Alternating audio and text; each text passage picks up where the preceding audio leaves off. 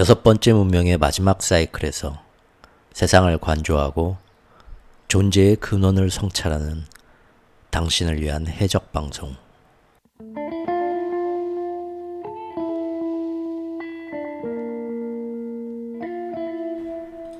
최후의 오크의 경제 이야기.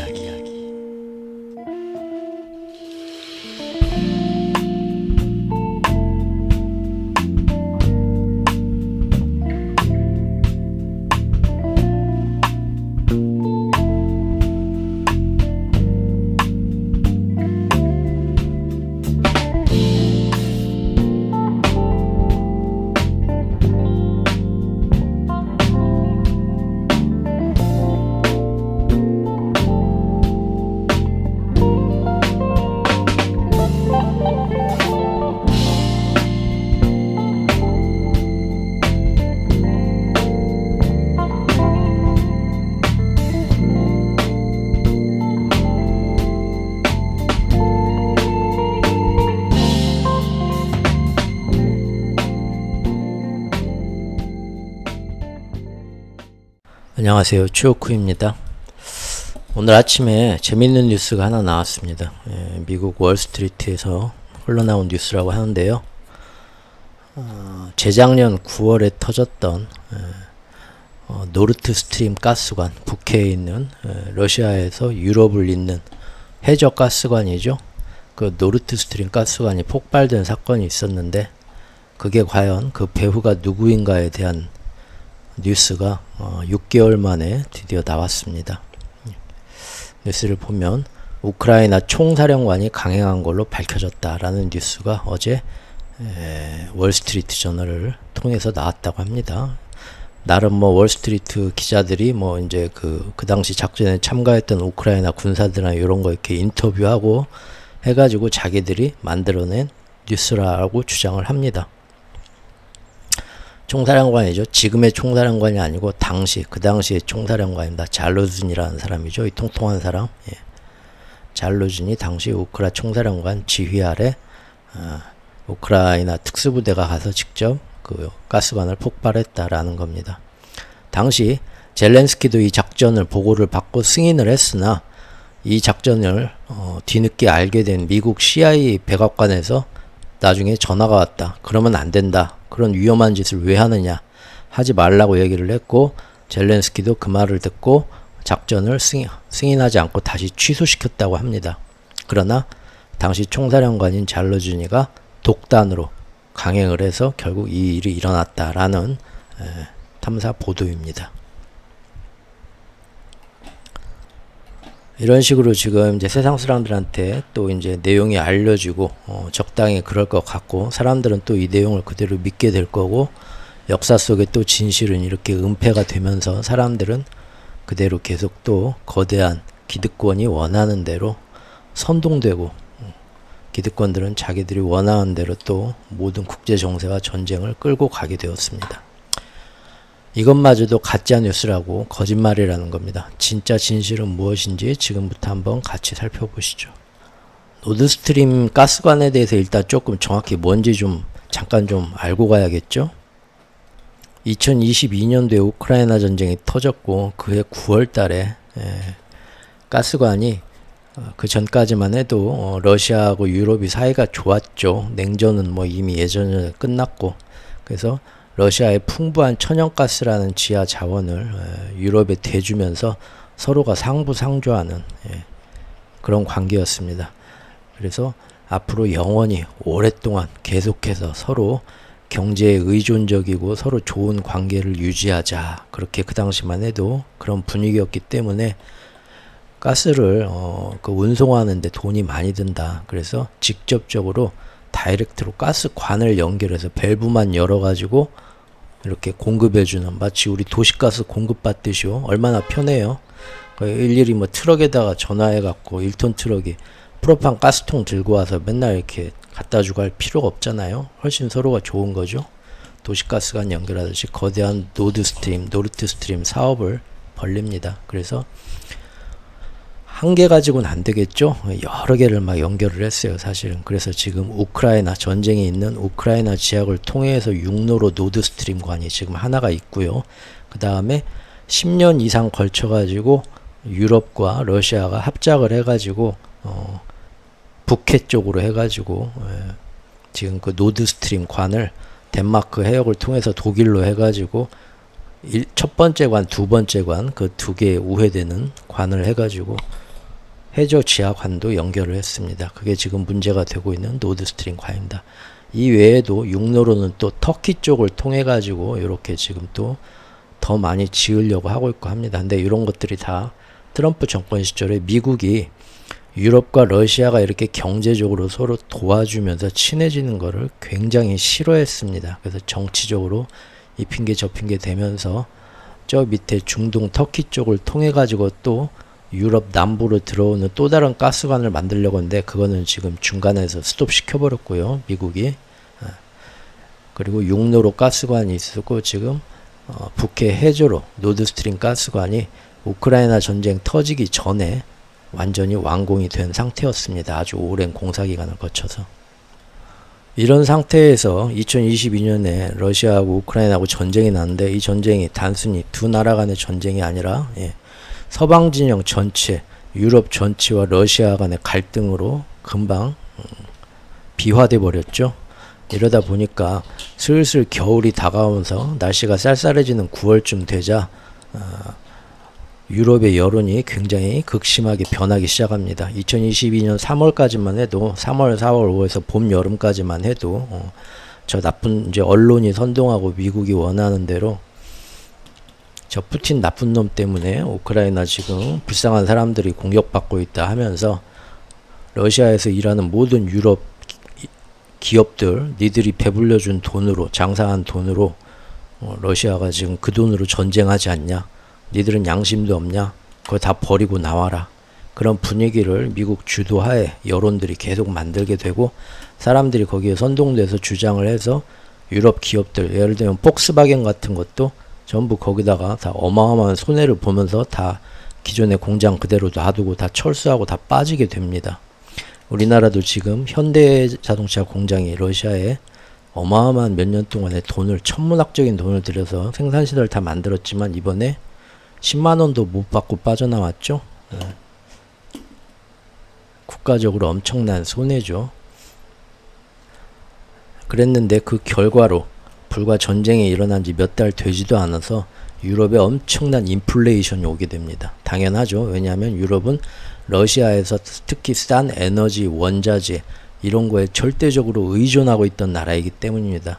러시아에서 그거를 못 받게 되면 결국 바다 건너, 대서양 건너 미국이나 아니면 다른 아시아나 아프리카에서 그거를 옮겨와야 되는데 아무리 거기서 싸게 받아와도 러시아만큼 싸지가 않은 데다가 운송 비용도 어마어마했죠. 그래서 엄청나게 인플레이션이 그때부터 오게 되고 먹고 살기 힘들어지게 되니까 유럽 국민들이 다시 또 데모를 하게 됩니다. 9월달부터는 무슨 데모냐면은 왜 이렇게 러시아하고 너무 세게 척을 져가지고 천연가스도 수입을 못하고 있냐, 우크라이나 도와줘봤자 뭐 적당히 도와줘야지 우리한테 떨어지는 게 뭐냐, 우리가 이렇게 힘들게 먹고 살기 힘들어지면서까지 남의 나라 전쟁을 도와줘야 되냐. 한 3, 4개월 만에 국민들 여론이 극과 극에서 반대로 또 변한 겁니다. 당시에 유럽 여론이.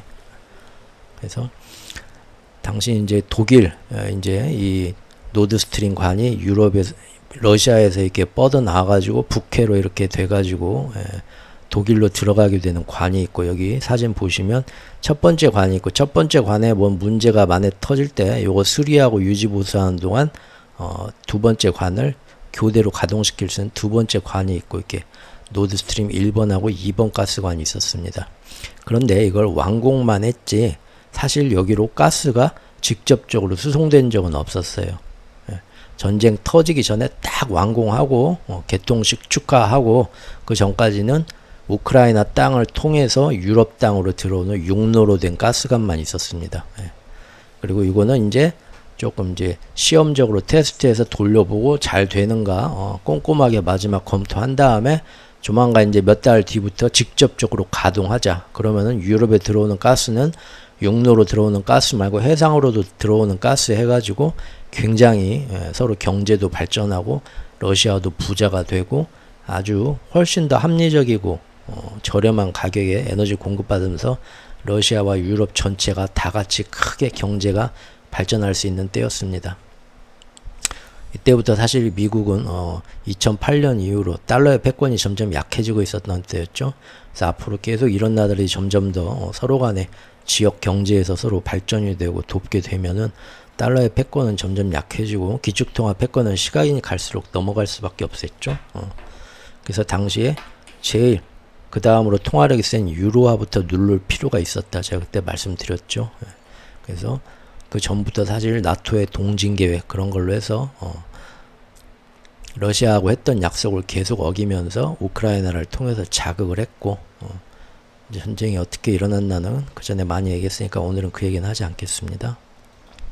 그래서 미국으로서는 이 전쟁을 단순히 러시아와 우크라이나의 전쟁이 아니라 유럽 전체 서방 세계 전체의 진영으로 몰고 가가지고 이거를 굉장히 오랫동안 끌고 갈 필요가 있었다. 제 채널에서 아주 오래전부터 쭉 했단 얘기입니다. 그래서 실제 우크라이나 전쟁이 터지고 미국이 그걸 선동하면서 전 세계가 다 같이 도와주자라는 뉴스를 제가 2022년 2월 달에 보고 나서부터 그때부터 제가 작전이 시작됐다.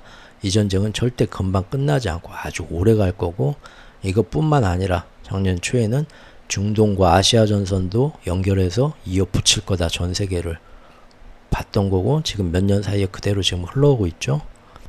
그런데 당시 유럽의 인플레가 이렇게 오게 되면서 힘들어지니까 특히 독일에서 많이들 지금 날마다 시위를 하면서 러시아하고 너무 그렇게 손을 가르려고 하지 말고 전쟁에 우리가 인도적으로 지원은 해줘야겠지만 우크라이나에 그런다고 우리가 직접 전쟁 당사국도 아닌데 이렇게 서로 뻗댈 필요는 없고 러시아하고 적당히 중간자적인 선을 실리를 취하자 이거죠. 미국, 우크라이나와 러시아 사이에서 중간에서 적당히 박쥐처럼 줄을 타면서 이 노드스트림 관을 가동시켜라. 왜냐하면 육로로 우크라이나를 통해서 가던 노드스트림은 당시 전쟁 터지고 나서 우크라이나랑 러시아가 서로 가스관을 저쪽이 건드린다. 지금 자포리자 원전 건드리는 것처럼요. 저쪽이 건드린다 하면서 제대로 된 가스가 공급이 안 되고 있었습니다. 그리고 당시 그 당시 여론만 해도 러시아한테 가스 사지 말자. 러시아 부자 되지 않냐. 그 돈으로 전쟁하지 않냐. 이런 한 치 앞도 못 보는 그런 굉장히 극단적인 선동 여론에 사람들이 다 휩쓸리고 있었어요. 사실 더 손해보는 건 러시아보다도 유럽이 더 큰 손해를 보고 자기들이 경제가 더 망가지는데도 그걸 못 보는 거죠. 근데 몇 달 지나고 이렇게 힘들어지니까 이제 적당히 좀 있으면 겨울이 오는데 여름에는 가스 없이 우리가 버텼다. 근데 가스 없이도 이렇게 인플레이션이 올라간다. 근데 겨울에는 정말 우리 유럽 가스 많이 써야 되는데 러시아에서 오는 가스 없으면 인플레이션 여기서 몇 배로 더 오른다. 우리 다 망한다. 국민들. 큰일 난다. 해가지고 그때부터 친미파가 아닌 유럽의 이제 민족주의 극우파가 아니라 우파. 쉽게 얘기하면 자기들 나라의 이익, 친미파보다는 자기들 나라의 이익을 먼저 우선시하는 그 정권의 여론의 힘이 실렸고 걔네들이 러시아하고 지금 마침 해적 가스관은 예전에 완공시켜놓고 이제 이거 밸브 열기만 하면 되지 않냐. 그럼 앞으로 어떻게 서로 협상을 잘해서 우리 이걸 열어보자. 이런 정치적 움직임이 당시 9월 달에 나오고 있었습니다. 그런데 갑자기 이 두 개가 동시에 다 터지는 사건이 일어납니다. 이 아주 바닷속 깊은 곳에 있는 해적관이죠. 터뜨리고 싶어도 터뜨리기도 힘든 데입니다. 정말로 웬만한 군사 장비와 기술력이 없으면 더구나 가서 터뜨리려고 해도 이 위쪽에 여러 나라들이 있죠. 네, 러시아의 북쪽 상트페테르부르크에서 이렇게 항구가 나와서 에스토니아, 라트비아, 리투아니아를 핀란드 사이를 아주 좁은이 해협을 통과를 해가지고요. 이쪽에 있는 스웨덴, 폴란드 사이를 통과를 해가지고요. 여기 있는 독일과 덴마크까지 이어지는 이 관입니다. 여기에 와가지고 폭발을 해야 되는데 러시아가 이 많은 나라의 탐지를 다 이 좁은 해협을 통과해가지고 모든 뭐 이 서방 세계의 어떤 그 위성과 탐지와 해저 탐지 이런 걸 다 피해서 여기까지 숨어 들어와야 됩니다. 이 수많은 나라의 눈을 피해서. 그리고 작전을 해서 몰래 터뜨려야 되는 건데 어쨌든 러시아가 그렇게 터뜨렸다고 서방에 뉴스가 난 겁니다. 예, 아주 나쁜 놈들이다. 이 전쟁을 통해서 왜 터뜨렸냐? 유럽이 당시 전체가 우크라이나를 지원해 주니까 화가 났다. 화가 나서 이 가스관을, 사실 지금 가스관에 가스가 흘러가지도 않아요. 완공만 해놓고 아직 시험 가동 잠깐 해갔을 뿐인데 이걸 푸틴이 화가 나서 터뜨렸다. 왜? 니들 이제 추운 겨울에 한번 X 돼봐라. 우리 가스 없이 어떻게 되나 보자 하고 터뜨렸다는 겁니다. 그래서 아주 나쁜 놈이다. 소식들이 나왔고 전부 붕괴했고 당시 우리나라에서도 참 푸틴은 답이 없는 놈이다 라고 나왔었죠. 그러나 제가 당시 2022년 10월 달에 제가 작년에 그 유튜브 시작하기 전에 블로그에다가 이 사건 터지고 얼마 안 돼서 제가 당시에 글을 썼었습니다. 그때 그 썼던 글에서 제가 이 사진과 지금 얘기한 내용을 설명을 하면서 푸틴이 이걸 터뜨렸다는 건 너무 설득력이 없다. 일단 이 가스관을 통해서 가스가 배달도 안 되고 있었다. 지어만 놓은 거였다. 그리고 아주 오랜 시간에 걸쳐 많은 돈과 노력을 들여가지고 겨우 완공시켜 놓은 건데 화가 나고 유럽한테 화가 나서 삐졌다고 자기 돈 들여서 정말 힘들게 완성해 놓은 걸 자기 손으로 터뜨린다? 이런 바보가 어딨냐. 그냥 어차피 공급을 안 하고 있으니까 계속 공급을 밸브 잠그고 안 해주면 되는 거고 유럽이 싫으면 그러죠.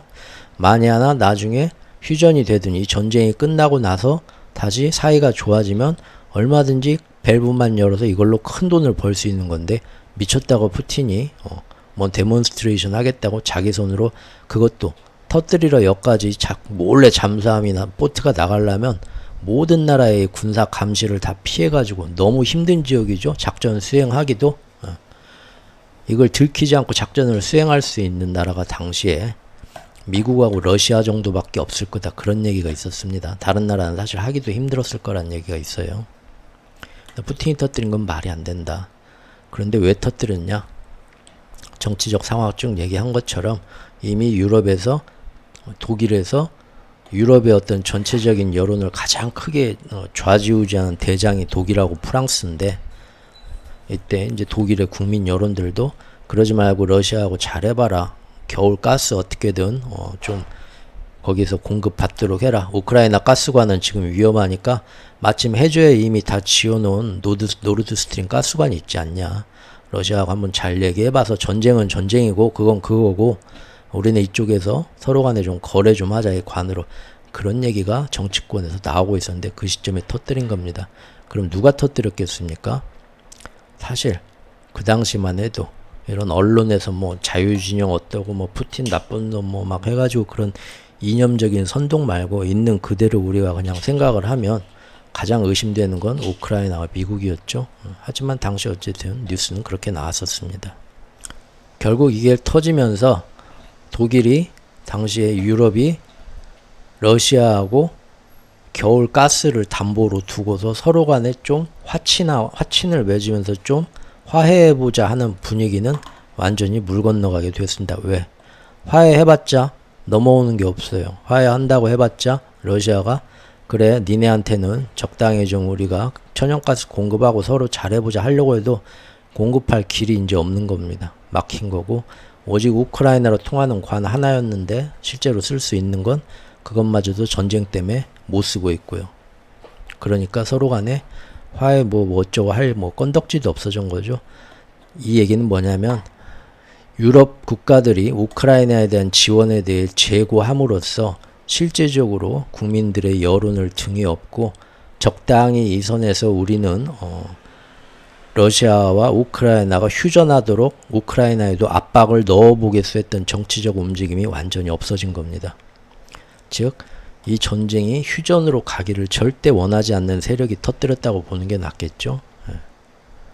러시아는 사실 그때부터 휴전했으면 하고 있었습니다. 생각만큼 우크라이나를 점령을 못하고 있고 서방의 지원이 강해지고 자기들한테 경제 제재만 되니까 이미 그해 9월부터 적당히 이쯤에서 휴전합시다 먼저 계속 말 나오고 있었었는데 누가 휴전하기를 바라지 않았냐. 답은 이제 그때 나온 거죠. 결국 이것 때문에 달러의 패권은 계속 몇 년 동안 이 전쟁이 휴전 안 되고 유지가 되면서 강해질 수 있었고, 유로화는 계속 추락을 하였었고요. 유럽 경제는 계속 망가졌었고요. 러시아 역시도 계속 이 전쟁을 길게 가져가면서 경제 제재를 받으면서 많은 손해를 보게 되었고요. 오직 이 사이에서 유럽은 이제 점점 러시아한테 가스를 의존하는 게 아니라 미국한테서 가스를 의존받게 되었죠. 그래서 미국이 하자는 대로 점점 끌려갈 수밖에 없고 유럽 안에서 친미파의 힘은 더 강해졌습니다. 그래서 지금까지 기축통화 패권전 화폐전쟁이 지난 2, 3년 사이 계속 이렇게 흘러온 건데요. 이걸 가지고 많은 사람이 지금 이제 금년에 와가지고는 작년 거쳐서 이제 금년까지는 이거 아무래도 미국하고 우크라이나 한 것 같다. 이제는 그 당시에는 제가 이제 그런 영상 만들거나 글을 쓰면 세상에 이런 빨갱이 같은 놈이 대한민국에 있네. 욕들만 다 와서 하셨지만 6개월, 1년 지나고 나서 이제 이런 뉴스 나오면 누가 가장 이걸로 이득을 받겠냐. 미국하고 우크라이나 같다. 그런 의견이 이제 지금은 우리나라에서도 댓글들 보면 반반입니다. 그런데 아직도 사람들이 제대로 이해 못하는 게 이거를 미국이 천연가스를 팔아서 이득을, 러시아 대신 유럽에 천연가스를 팔아서 이득을 보기 위함이다. 그렇게밖에 생각들을 못 하셔요. 미국이 천연가스 못 팔아가지고 나라가 굶어 죽는 나라도 아니고요. 유럽한테 그전부터 꼭 팔았으면 이게 큰 돈이 되는데 아쉽다 하고 아쉬워하던 나라도 아닙니다. 유럽한테 천연가스 못 팔아도 아무 문제 없던 나라고요. 그런데 굳이 여기서 이렇게 힘든 음모와 공작을 통해서 유럽 시장을 뺏으려고 한 것도 아닙니다. 그거는 부수적인 거고요. 보다 더 중요한 거는 기축통화 패권이고 달러의 패권이고 기축통화죠. 화폐 전쟁인데 기축통화가 뭐고 어떤 의미가 있는지를 사람들이 모르니까, 아무도 알려주지도 않으니까 자꾸 이제 진짜 중요한 건 못 보는 거죠. 그래서 제 블로그에 항상 조금 어렵지만 반드시 알아야 할 경제 지식, 기축통화란 뭐고 통화란 뭐고 금리란 뭐고 거기에 의해서 국제 정세가 어떻게 흘러가는가 꼭 좀, 미국과 G7은 그걸 알고 가는 거고, 우리나라 같은 그 밑에 나라들은 그런 거 아무것도 모르고 왜 지금 상황이 이렇게 가는지도 모르고 끌려만 간다. 특히 이념 진영 논리에 완전히 머리가 굳어버린 나라들은 아주 걔네들이 갖고 놀기 좋은 장난감이다. 그래서 자기들이 불구덩이에 빠지는지도 모르고 끌려간다 라는 거니까 그걸 한 번씩 아직도 안 보신 분은 꼭 보시길 바라고요. 자, 어쨌든 노드스트림은 당시에 저런 식으로 러시아가 한 짓으로 흘러가게 됩니다. 그리고 그로부터 6달 뒤에 그 다음해 2023년 2월 말에 이 노르드스트림 폭파 사건이 러시아 푸틴의 짓이 아니라 미국 CIA의 짓이라는 탐사보도 폭로가 6개월 뒤에 나오게 됩니다. 제가 작년도 2월 24일에 만들었던 영상에서 소개해드렸던 기사입니다. 이 기사를 보면 미국의 퓰리처상을 받아서 뭐 어디서 황색 언론에 타블로이드 판에서 UFO가 어째 사람을 납치했다 하는 것처럼, 아니면 어디 자기 딴에 무슨 교수요 내가 뭐요 해가지고 유튜브에 나와서 지 맘대로 떠드는 그런 게 아니라 정말로 미국 언론에서 전 세계에서 퓰리처상을 받아서 굉장히 그 유명한 이 기자분이, 할아버지가 몇 개월간의 탐사보도를 통해서 자기가 발표한 겁니다. 자기 블로그에 이 기사를 만들어 발표를 하면서 공격도 많이 받았습니다. 기존 세력들한테. 근데 정말 이 할아버지는 자기 그 언론의 기자 정신으로 정말로 자기한테 불이익이 오는 걸 감수하고 이거를 발표를 한 거였죠. 85살 되신 분입니다. 정말 대단하신 분이죠. 이분이 당시에 무슨 내용으로 발표를 했냐면, 미 정부 당국 CIA 주도로 이 일이 벌어졌으며, 이것은 왜 그랬냐, 여기 나오죠. 미국이 독일과 러시아와의 관계를 단절하기 위해서 벌인 일이다. 그때 제가 6개월 전에 봤던 내용과 똑같죠. 의심했던 내용과, 독일이 러시아와 적당히 화해하면서 우크라이나와 러시아가 휴전하는 쪽으로 힘을 실어주기를 원하지 않았기 때문에, 즉 전쟁이 휴전되는 걸 원하지 않은 미국이 독일과 러시아의 그런 정치적인 움직임을 막으려고 터뜨린 거다. 똑같이 이분도 폭로를 했습니다. 그리고 제가 그 당시 했던 얘기 똑같이 합니다. 추위가 오기 전에 우크라이나 반격을 멈추게 만들고 독일이 그 만들어 놓은 가스관, 해저 가스관을 개통해서 가스를 제대로 공급받아라 러시아로부터, 이런 압력이 독일 국내에서 나오고 있었고, 바이든 행정부가 그걸 제일 싫어했다. 이 전쟁을 어떻게든 길게 끌고 가고 싶었다. 그래서 아예 독일과 러시아가 우크라이나 휴전을 딜로 걸고 서로 간에 협상할 수 있는 가능성을 아예 싹수를 자르려고 이런 일을 벌였다라고 그대로 이분도 똑같이 얘기를 하셨습니다. 그리고 이분도 이 내용 딱 나중에 가서 기사 읽어보면 제가 우려했던 거하고 똑같은 얘기 하십니다. 사람들이 누구나 이거를 제대로 된 정신을 가지고 찬찬히 이 내용을 찾아서 살펴봤으면 그냥 미치광이 푸틴이 터뜨렸다 그 말은 쉽게 믿기가 어려웠을 거다. 그런데도 왜 사람들은 그 당시 그런 가짜뉴스에 전 세계가 싹 홀려갔냐?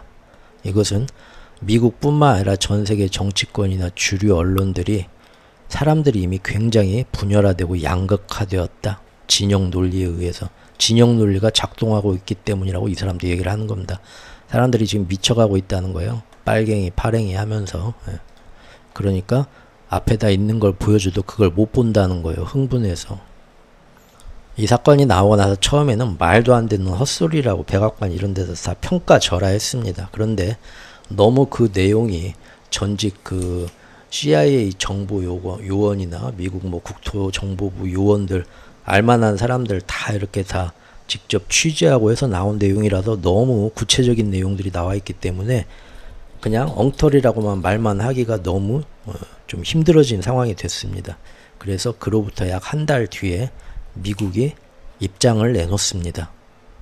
이것도 당시 그 입장을 소개했던 3월 말에 제 영상인데요. 여기 살펴보면 당시 미국이 이제 뭐라고 얘기를 하냐면 이거 사실 우리도 알아보니까 우리도 뒤늦게 알았다. 몰랐다는 건 솔직히 거짓말이다. 좀 미안하다. 근데 우리 처음부터 알았던 건 아니고 우리는 그때 진짜 러시아 푸틴이 한 짓인 줄 알았다. 근데 몇 달 뒤에 보니까 우리가 자체 진상 조사를 해보니까 우크라이나에서 고백을 하더라. 사실 우리 특수부대가 했습니다. 우리 귀신 잡는 우크라이나 해병대가 했습니다. 고백을 하더라 이거지. 그래서 왜 그랬냐 진짜 그건 아니지. 우리가 아쉬워했다. 이런 식으로 나옵니다. 그래서 특수부대가 몰래 왜 그랬냐 하고 우리가 물어보니까 우크라이나에서 하는 말이 우리는 전쟁을 더해서 러시아한테 뺏긴 영토를 완전히 회복하고 싶은데 자꾸 뭐 우리를 지원을 해줘야 우리가 전쟁을 할 수가 있는데 러시아하고 가스 서로 이렇게 주고 받으면서 우리 지원하는 거를 철회할까봐, 그래서 우리 전쟁 더 할 수 없게 될까봐 우리가 너무 겁이 나서 그랬습니다. 얘기하더라 이거죠. 그래서 참 혼은 내야 되는데 불쌍하기도 하고 마음에 그래서 내가 참 아무 말도 안 하고 있었다. 이런 식으로 입장 표명을 합니다. 근데 그 얘기 나오고 나서 서방의 군사 전문가들이 다 들고 일어나요. 특히 유럽에서. 말도 안 되는 거짓말 하지 말아라 하고. 그래서 제가 기사를 하나 갖고 왔죠. 스웨덴의 어떤 그 이제 군사 전문 단체에서 얘기를 하는데 이렇게 제가 기사 원문 그대로 가져왔습니다. 도대체 우리를 얼마나 멍청이로 생각하느냐. 요트를 탄 소규모 친 우크라이나 단체가 그런 짓을 했다는 게 가능이나 하다고 생각하느냐 하고 반박문을 내요. 아까 지도 보고 말씀드렸죠. 이건 굉장한 유럽 전체의 국가 시설 같은 건데 그 주변에 이 좁은 해협으로 해서 모든 나라가 다 여기 쳐다보고 있는 데고 이 감시망을 통해서 이렇게 가서 그 깊숙한 해저에다가 폭탄을 설치해서 원격으로 터뜨린다는 거 아무 나라나 할 수 있는 거 아니다. 그만한 이 나라의 감시망을 피해갈 정도의 군사력과 재정이 있어야 가능한 건데 무슨 뭐 우크라이나 친우크라이나 극우단체하고 특수대원 몇 명이서 이 일을 했다는 게 지금 무슨 007 영화 찍는 소리냐 반박을 했고, 오히려 한 달 전에 나온 그 퓰리처 상을 수상하신 우리 그 노령의 그 기자분 세이머 허시라고 하는데, 우리 세이머 허시 할아버지가 얘기한 거는 거기 보면 어떻게 했는가, CIA 지원을 받아서 어떻게 했는가 일일이 다 그 탐사 보도에 나오는데, 그 내용 그대로가 그게 제일 신빙성이 있는데, 정말 자기들 내부에서 그런 일이 있었나, 내부 조사하면 나올 거를 왜 내부 조사는 못하고 지금 말도 안 되는 무슨 친 우크라이나 단체 특수부대 몇 명에서 그런 일을 했다고 입장 표명을 미국에서 내놓으니까 어이가 없다라는 말이 러시아에서 나온 게 중국에서 나온 게 아니라 같은 편인 유럽에서 나왔어요. 야, 이건 해도 우리 이거는 차마 커버 못 쳐주겠다. 이게 진짜 말이 되는 소리를 해야지. 우리를 얼마나 멍청이로 보면 이런 얘기가 나와 했다는 거죠. 미국이 이런 입장을 표명하고 나서 러시아가 들고 일어났죠, 당시에. 그래서 유엔 안보리에서 국제조사단 파견해서 진상을 조사하자고 요청을 하게 됩니다. 진짜 여기 가서 특수부대 몇 명이 일을 벌릴 수 있는가, 뭔가 국제적으로 지금부터 누구 잘못이었나 조사하자. 그리고 니네 CIA도 정말 그런 일이 없은가 내부조사 다 하고 당연히 기권했죠. 아니, 거부했죠. 그렇게 하자 하고 찬성한 거는 러시아, 중국, 브라질 세 나라밖에 당시 없었고요. 미국이나 여기에 직접적으로 영토가 관련된 독일하고 덴마크 다 거부했고요. 또 미국 눈치를 보는 우리나라나 뭐 이런 뭐 나라들은 다 미국 손 들고, 우리 이제 막 눈을 부릅뜨면서 노려보면 우리도 미국 말대로 손 들고 눈치 봐야 되니까요. 다 그랬던 거죠. 그래서 국제진상조사는 그때부터 계속 요구하고 있지만 지금까지 이루어지지 않고 있습니다. 이렇게 진상조사는 금년 3월부터 얘기가 나왔지만, 아니죠, 작년 3월부터 얘기가 나왔죠. 근데 지금까지 1년이 넘도록, 1년이 뭐예요? 거의 1년 6개월 다 돼가죠. 지금까지 아무 소식이 없었고, 그 이후에 그 사건이 어떻게 된 거고 진짜 배우가 누구인지를 언론에서도 싹 묻히고 외압에 의해서 지금까지 그냥 없던 일이 돼버립니다. 그런데 그것이 1년 6개월 만에 지금 밝혀진, 또 한 번 오늘 뉴스가 나온 겁니다. 하지만 그 노드스트림 폭파 사건 누가 했는지는 모르고 진상은 밝혀지지 않지만, 그걸로 인해서 그 이후에 1년 동안 전쟁에 어떤 영향을 줬는지는 극명하게 드러나게 됩니다. 요거는 작년 7월 말 8월 초에 만들었던 영상인데요. 여기서 제가 다시 한번 언급을 했는데, 노드스트림 사건이 터지고 거의 6개월 만에 우크라이나의 조작임이 만천하에 드러났고 CIA 가담 의혹도 상당히 짙어졌지만, 결국 미국과 우크라이나는 어떻게 됐는지 자기들이 자체 조사해보겠다 말만 하고 그 후에는 전혀 이 문제가 언론에서 나오지를 않게 됩니다. 그리고 러시아가 국제 수사를 의뢰했지만 이 역시도 다른 나라들, 미국을 중심으로 한 다른 나라들이 반대를 해서 계속 이루어지지 않게 됐습니다. 당시 유럽에서 친미파가 아닌 극우 민족파들이 다시 한번 러시아하고 타협하면서 우크라이나전을 그 정도 선에서 마무리하자고 전쟁 중재를 할 수 있었던 가능성이 결국은 노드스트림 가스관이 살아있었기 때문에 그나마 희망을 가질 수 있었던 건데, 그것이 날아감으로써 민족주의 그 이제 우파 정치인들 유럽에서 걔네들의 화해 중재하는 힘을 잃고 그대로 날아가 버리면서 우크라이나 전쟁은 그 이후로 1년을 넘겨서 2023년도 내내, 그리고 또 해를 넘겨서 지금 2024년도 반년까지도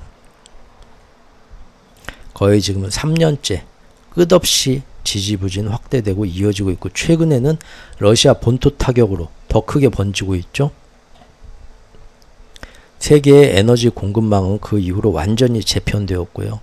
인플레이션은 요즘 많이 떨어지긴 했지만 그 이후로 2년 3년 동안 계속해서 우크라이나 전쟁 때문에 많은 곤혹을 치르면서 고착화되어 버리는 전초가 되었었습니다.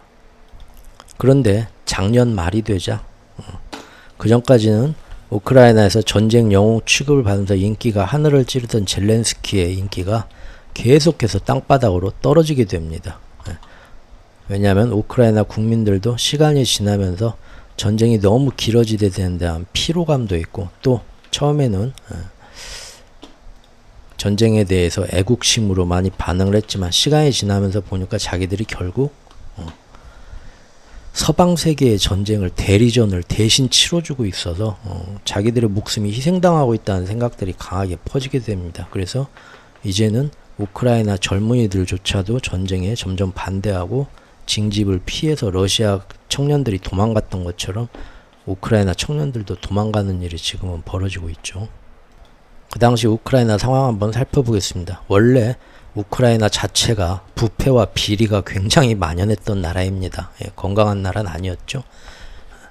근데 전쟁이 딱 그때 터지게 되면서 젤렌스키는 원래는 지지층 세력이 전혀 없었고 정치적 기반도 거의 전무했던 그냥 코미디언 출신의 연예인이었는데 워낙에 나라가 부패와 비리에 빠지고 맨날 엉망이다 보니까 국민들이 정치와 부패권에 대해서 염증을 느끼게 됩니다. 그래서 이놈도 뽑아줄 놈이 없고 여당에도 뽑아줄 놈이 없고 야당에도 뽑아줄 놈이 없네 하는데 CIA 미국의 어떤 정치적 후원을 등에 업고 미국의 꼭두각시라고 조롱받던 젤렌스키가 선거에서 아무도 예상 못했는데 극적으로 당선이 되게 되죠.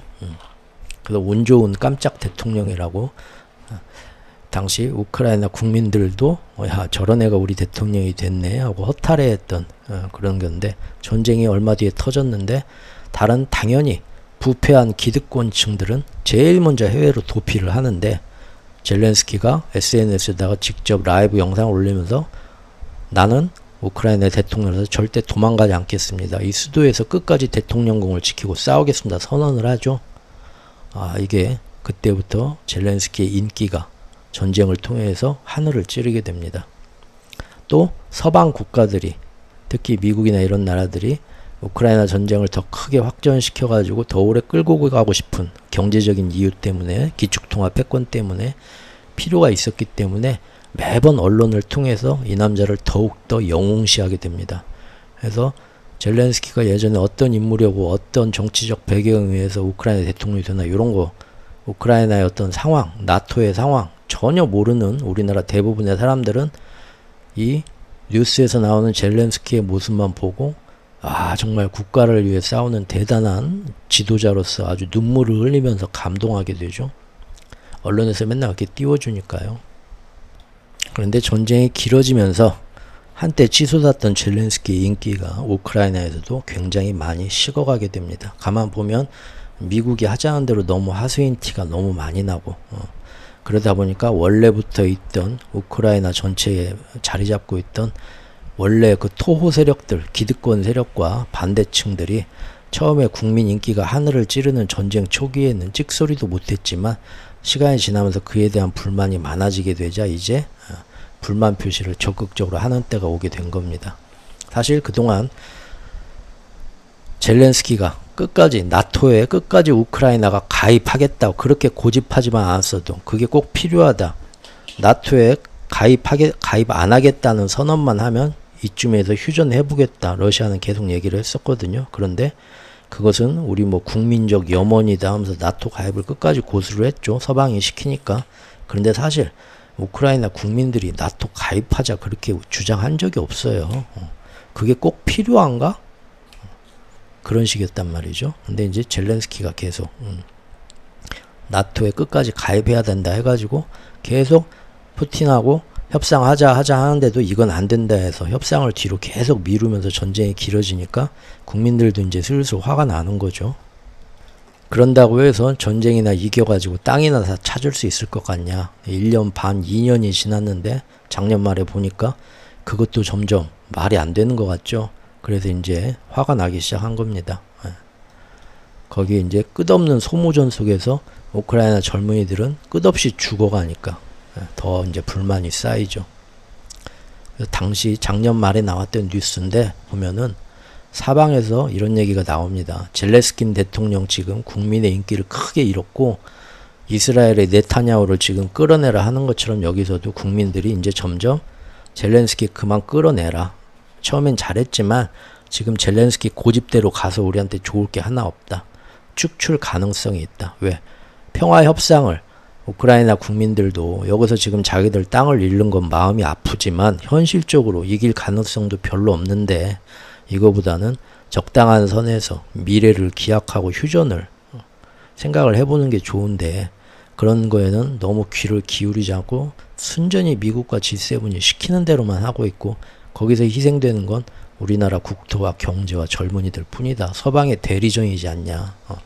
국민들한테도 좀 귀를 열어라 해서 평화협상을 너무 완강히 거부해서 젤렌스키는 조만간 축출당할 거다 하면서, 한때는 젤렌스키와 굉장히 사이가 좋았던 그 이제 주요 도시의 시장들이나 이런 유력 정치인들이 계속 이런 얘기가 이때부터 나오죠. 그리고 드디어 이 사람이 등장합니다. 우리 맨 처음 지금 나왔던 당시 노드스트림 가스관 폭파 사건을 혼자서 독단으로 단독으로 주도했다는 그 당시의 총사령관, 잘루스니 총사령관이 작년 말부터 언론에 등장을 합니다. 이 사람은 어떤 사람이냐면 전쟁의 총사령관으로서 전쟁을 실질적으로 젤렌스키 대통령 밑에서 지금까지 이끌어왔던 사람인데, 전쟁 영웅이 됐어요. 실제로. 예. 진짜로 밖에 나가 러시아를 상대로 가장 치열하게 싸우면서 여러가지 혁혁한 성과를 올려서 국민들한테 인기가 아주 높은 전쟁 영웅 장군이었습니다. 총사령관. 그런데 이 사람도 이제 대놓고 젤렌스키에 대한 불만을 사방에 인터뷰로 얘기를 하고 다닙니다. 왜? 전쟁을 해서 러시아를 이기는 것도 좋다. 그리고 무엇보다도 내가 최전선에서 제일 열심히 싸운 사람이다. 지금까지. 그런데 너무 말도 안 되는 작전을 우긴다. 현실적으로 이길 수 없는 작전은 철회하고, 이쯤에서 지금 우리나라 모든 상황을 봤을 때 더 해봤자 더 큰 손해만 난다면 적당히 휴전하는 가능성도 생각을 해봐야 되는데, 젤렌스키는 무조건 미국 말만 듣는다. 그 결과로 우리나라 땅만 더 망가지고 모든 기반시설 다 망가지고 젊은이들만 희생당한다. 비현실적이다. 이 사람이 이때부터 대놓고 그런 불만을 표시하기 시작합니다. 그리고 하는 말이, 그런 식으로 현실적인 얘기를 하는 사람들을 다 하나하나 부정부패 비리 혐의를 씌워가지고 전부 숙청하고 있다. 자기가 볼 때는 이것이 나라의 부정부패 세력을 없앤다는 의미보다는 미국 말 안 듣고 미국에 반대하는 친미파가 아닌 정치 세력을, 전시 상황을 핑계를 대가지고 모두 다 지금 숙청하고 있는 거다. 대놓고 그런 얘기 기사 보면 합니다. 사실 그런 의도가 있긴 있었죠.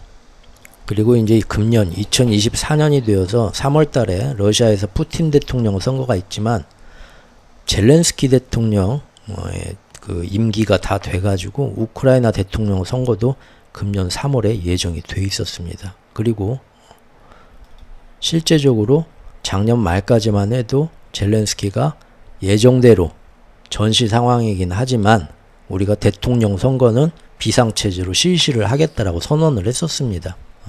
그런데 작년 말부터 분위기가 안 좋아지면서 여론조사를 하면 전쟁 영웅 젤렌스키보다 더 지지하는 여론이 훨씬 높아지게 됩니다. 국민들이 젤렌스키보다는 전쟁 영웅의 총사령관이면서 실질적인 적당한 그 휴전안을 생각하고 그걸 주장하는 총사령관의 손을 더 많이 들어줬다는 겁니다. 여론조사에서. 금년에 넘어와 가지고 젤렌스키가 갑자기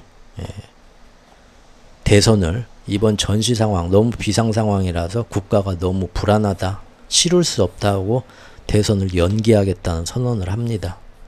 자기한테 자기가 실각당할 것 같으니까 그런 거죠.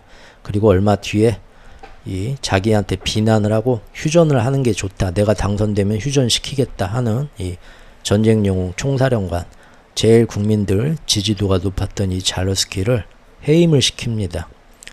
혐의는 부정부패 비리 혐의로 총사령관 모가지를 자르고 결국 숙청한 거죠.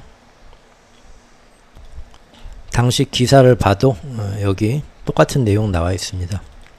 사실은 젤렌스키 대통령이 정적을 견제하기 위해서 잘루즈니 총사령관 해임을 결정했다. 숙청이나 다름없다. 군인 집안에서 태어난 잘루즈니 총사령관은 개전 후 철회 장군으로 불리우면서 높은 국민적 지지를 받고 있었다. 여론조사, 작년 12월 여론조사에서 무려 우크라이나 국민의 88%가 그를 지지했다고 합니다. 대통령은 따놓은 당상이었죠. 그리고 이 사람은 그동안 열심히 싸웠지만 현실적으로 이제는 서양의 대리전은 그만두고 휴전해야 된다라는 걸 주장하던 사람입니다. 그래서 지금 푸틴이 금년 들어와서 전쟁 휴전 협상 자리에 젤렌스키하고는 대화하고 싶지 않다, 그런 말을 종종 하는 거죠. 우크라이나 국민의 진짜 대표가 나와라. 미국 말 듣는 꼭두각시가 나오지 말고 예전에 이제 이 총사령관 얘하고 이제 휴전 협상을 할 걸 기대를 하고 있었겠죠, 푸틴은. 자, 이제 정리를 해보겠습니다. 결국 그 세이모어 허쉬 그 퓰리처상 받은 특파원님이 작년 2월에 이 우크라이나 그 재작년 2년 전에 있었던 2022년 9월에 있었던, 지금 거의 2년 됐네요. 노르트 스트림 가스관 폭파 사건이 그때 세상에 알려진 것처럼 러시아 푸틴의 작전이 아니었고 사실은 미국 CIA가 뒤에서 모든 것 배후를 조종한 작전이었다. 그 이유는 가스 팔아먹기 위함은 부차적인 거고, 가스 팔아먹는 게 그렇게 미국한테 중요했던 건 아니고, 사실은 이 전쟁을 이용해서 기축통합 패권 마스터 플랜을 계속 이어가야 되는데 전쟁이 중간에 불이 꺼지고 휴전이 될까봐 독일과 러시아 사이에서 그럴 가능성을 애초에 제거하기 위해서 CIA가 뒤에서 모든 것을 다 진두치위한 작전이다 라고 작년 2월에 탐사 보도를 통해서 폭로가 이루어졌고요. 처음에 미국은 택도 없는 소리다 했지만 너무 정황이, 구체적인 정황들이 나오니까 당황해서 한 달 뒤에, 즉 작년 3월 달에 이거 지금 보니까 우리는 뒤늦게 알았다. 뒤늦게 알고 보니까 우리는 몰랐고 전혀 우크라이나의 그 이제 극렬 우파 특수부대 몇 명하고 그 우파 단체에서 자기들이 사적으로 저지른 일이었다. 자기들이 조사해보니까 그렇다 라는 게 나오는데 너무 정황상 말도 안 되는 얘기여가지고 국제사회에서도 코웃음을 쳤고, 또 러시아나 다른 이제 중국이나 브라질 이런 나라들이 유엔에서 직접 진상조사단 파견해서 다 조사해보자. 미국 니네도 정말로 이제 그 당시 그 인터뷰했던 CIA 전 정보 요원들이 정말 그런 거 하는 거 다 법원에서 다 나오고 하면 밝혀질 거 아니야, 해보자 했지만 미국을 비롯한 같이 미국과 짬짬이를 해서 작전에 같이 개입하지 않았겠냐 제일 의심되는 독일이나 덴마크 이런 나라들이 전부 거부권을 행사하고 거부를 해서 그때부터 지금까지 작년 3월부터 지금 금년 8월까지 1년 5개월, 1년 6개월, 거의 18개월 동안 조사 어떻게 됐는지 우리가 나름 해보겠다. 미국이 말은 꺼냈지만 18개월 동안 그 이후로 지지부진하니 아무런 소식도 안 나왔습니다. 그냥 은폐된 거죠.